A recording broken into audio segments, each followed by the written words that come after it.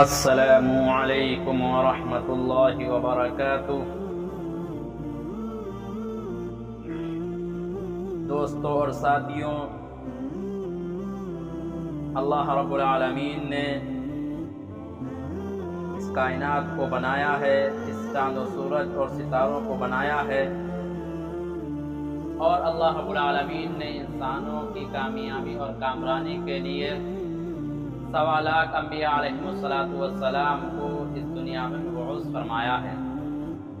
دوستوں اور ساتھیوں، آج میں آپ حضرات کے سامنے پیارے آقا حضرت محمد رسول اللہ صلی اللہ علیہ وسلم کے دنیا میں تشریف لانے سے پہلے کا ایک واقعہ سنانا چاہتا ہوں کہ پیارے آقا صلی اللہ علیہ وسلم کے اس دنیا میں آنے سے پہلے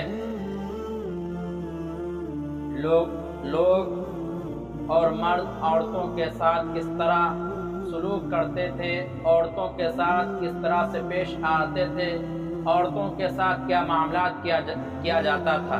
دوستوں اور ساتھیوں، جب تک قرآن نہیں آیا تھا، جب تک پیارے آقا حضرت محمد رسول اللہ صلی اللہ علیہ وسلم نہیں آئے تھے، اس وقت تک اور آپ کے آنے سے پہلے ساری دنیا کے اندر عورتوں کے اوپر ظلم و ستم کیا جا رہا تھا، ان کو ہر طرح سے پریشان کیا جا رہا تھا، ان کو ہر طرح سے ستایا جا رہا تھا، ان کو ہر طرح سے تکلیف پہنچائی جا رہی تھی، اور کہیں تو عورتوں کو، بچیوں کو زندہ دفن کر دیا جاتا تھا، اور کہیں عورتوں کو، بچیوں کو، لڑکیوں کو زندہ جلا کر راکھ کر دیا جاتا تھا۔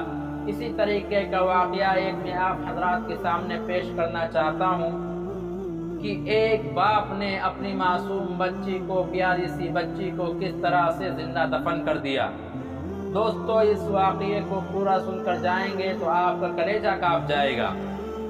دوستو اور ساتھیوں، واقعہ یہ ہے کہ قبیلے بنو تمیم میں بچیوں کو زندہ دفن کر دینے کا ظالمانہ رواج کچھ زیادہ تھا۔ اس قبیلے کے سردار قیس بن عاصم جب اسلام لائے تو انہوں نے اپنی معصوم بچی کو اپنے ہاتھوں سے دفن کرنے کا حسرتناک، افسوسناک، دل کو دہلا دینے والا واقعہ بیان کیا اور عرض کیا، یا رسول اللہ، میں گھر سے باہر سفر پر گیا ہوا تھا، میرے بعد میرے گھر میں ایک بچی پیدا ہوئی، میں گھر میں ہوتا تو اس کی آواز سنتے ہی اس کو مٹی میں دبا کر ہمیشہ کے لیے خاموش کر دیتا۔ ماں جیسے تیسے اس کو چند روز تک پالتی رہی، مگر چند دن پالنے کی وجہ سے ماں کی ممتا نے کچھ ایسا جوش مارا کہ وہ اس تصور سے لرز اٹھی کہ باپ آ کر اس فرشتے کو مٹی میں زندہ دبا دے گا۔ چنانچہ میرے ڈر سے اس نے اپنی پیاری بچی کو اس کی خالہ کے یہاں بھیج دیا۔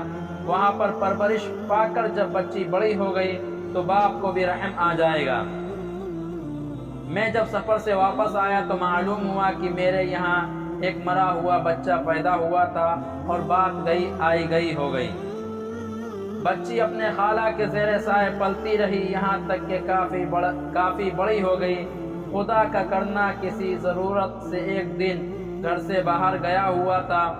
ماں نے یہ سوچا کہ آج بچی کا باپ گھر نہیں ہے، کیوں نہ اس کو بلا لوں، اور ماں نے اس کو بلا لیا۔ شامت اعمال کچھ دیر کے بعد میں گھر پہنچ گیا۔ کیا دیکھتا ہوں کہ نہایت خوبصورت بنی سوری پیاری سی بچی گھر میں ادھر ادھر دوڑتی پھر رہی ہے۔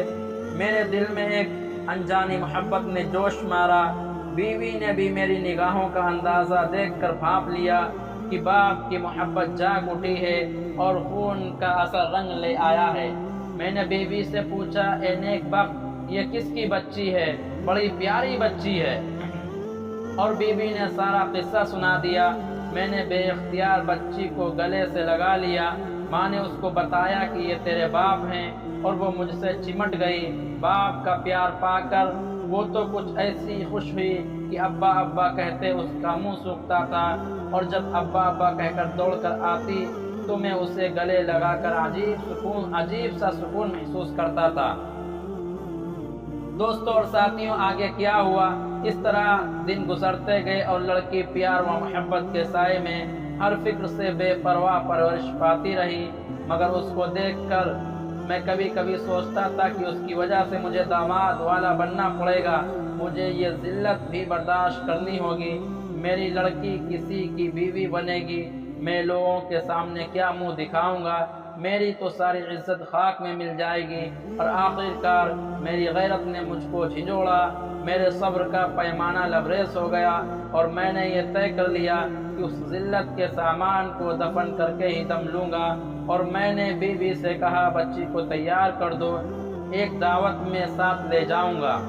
بیوی نے اس کو نہلایا دھلایا، صاف ستھرے کپڑے پہنائے اور بنا سوا کر تیار کر دیا۔ بچی خوشی سے چہک رہی تھی کہ ابا جان کے ساتھ جا رہی ہے، اور میں اسے لے کر ایک جنگل کی طرف روانہ ہو گیا۔ بچی کودتی پھاندتی میرے ساتھ چل رہی تھی، اور مجھ سنگ دل پر یہ جنون سوار تھا کہ جلد از جلد اس شرم کی پوٹلی کو مٹی میں دبا دوں۔ بچی کو کیا خبر تھی کہ معصوم بچی خوشی میں کبھی میرا ہاتھ پکڑتی، کبھی مجھ سے آگے آگے دوڑتی، کبھی پیاری زبان میں باتیں کرتی، یہاں تک کہ میں ایک جگہ جا کر رک گیا۔ پھر میں نے زمین میں ایک گڑھا کھودنا شروع کر دیا۔ بچی حیران تھی کہ ابا جان یہاں جنگل میں یہ گڑھا کیوں کھود رہے ہیں، اور پوچھتی ابا یہ کیوں کھود رہے ہیں۔ اسے کیا خبر تھی کہ ظالم باپ اس چہکتی پھول سی بچی کے لیے قبر کھود رہا ہے تاکہ ہمیشہ کے لیے اسے خاموش کر دے۔ گڑھا کھودتے ہوئے جب میرے پیروں اور کپڑوں پر مٹی آتی تو معصوم بچی اپنے چھوٹے چھوٹے پیارے اور نازک ہاتھوں سے مٹی جھاڑتی اور توتلی زبان میں کہتی ابا آپ کے کپڑے خراب ہو رہے ہیں۔ جب میں نے گہرا گڑھا کھود دیا تو ایک دم اس بے گناہ ہستی کو کھیلتی بچی کو اٹھا کر اس گڑھے میں پھینک دیا اور جلدی جلدی اس پر مٹی ڈالنے لگا۔ بچی مجھے حسرت سے دیکھتے ہوئے چیختی رہی ابا جان، میرے ابا جان، یہ کیا کر رہے ہو؟ ابا آپ کیا کر رہے ہو؟ ابا میں نے تو کچھ بھی تو نہیں کیا، ابا آپ مجھے کیوں مٹی میں دبا رہے ہیں؟